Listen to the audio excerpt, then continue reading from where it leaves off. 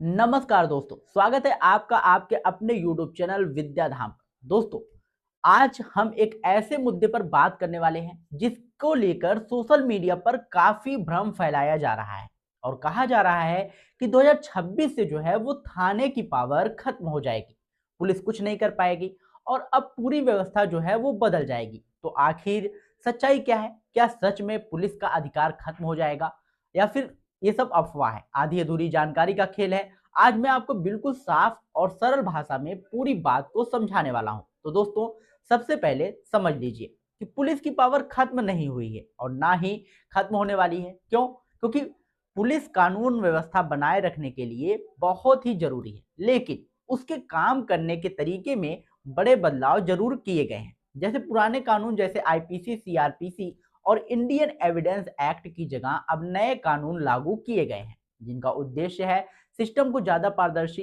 और जवाबदेही और तकनीक रूप से मजबूत बनाना है। अब सबसे बड़ा बदलाव क्या है?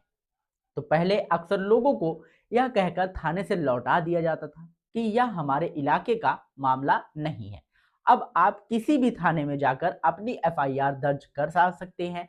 बाद में केस संबंधित थाने में भेज दिया जाएगा। अगर मामला संज्ञेय अपराध का है तो एफआईआर दर्ज करना अनिवार्य हो जाएगा और अगर पुलिस मना करती है तो आप उच्च अधिकारी जैसे डीएसपी, एसपी से शिकायत कर सकती हैं। अब हर केस को डिजिटल रिकॉर्ड में रखा जाएगा। पहले कागजों में फाइलें दब जाने के कारण शिकायतें आती ही नहीं थी, लेकिन अब रिकॉर्ड ऑनलाइन रहेगा। आपको एफआईआर की काफी मुफ्त दी जाएगी और जांच की प्रगति की जानकारी भी आपको दी जाएगी। गिरफ्तारी के नियमों में भी पारदर्शिता लाई गई है। अब किसी को गिरफ्तार करने से पहले जो है उसके परिवार या मित्र को सूचना देना जरूरी होगा। 60 साल से अधिक उम्र के व्यक्ति या गंभीर रूप से बीमार व्यक्ति को छोटे मामलों में गिरफ्तार करने से पहले वरिष्ठ अधिकारी की अनुमति आवश्यक होगी। तलाशी और जब्ती की प्रक्रिया में भी बदलाव किया गया है।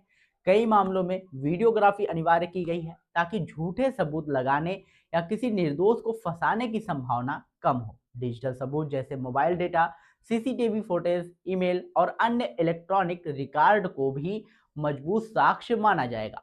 अब आम जनता को क्या फायदा होगा? सबसे बड़ा फायदा यह है कि बार बार थाने के चक्कर कम हो सकते हैं। कई प्रक्रियाएं ऑनलाइन की जा सकती हैं जिससे शिकायत दर्ज करना और उसका स्टेटस जानना आसान होगा और गरीब और कमजोर वर्ग के लोगों की शिकायत को नजरअंदाज करना अब आसान नहीं रहेगा। लेकिन एक जरूरी बात याद रखिएगा कि कानून बदलने से सब कुछ अपने आप ठीक नहीं हो जाता, सब कुछ बदल नहीं जाता। जब तक आपका अधिकार आप नहीं जानेंगे तब तक कोई फायदा नहीं मिलेगा। अब अगर आपकी सुनवाई नहीं होती है तो लिखित शिकायत दीजिए, उसकी रसीद लीजिए, जरूरत पड़े तो पुलिस अधीक्षक के पास जाइए और अगर वहां भी कार्यवाही नहीं हो तो अदालत का रास्ता खुला है।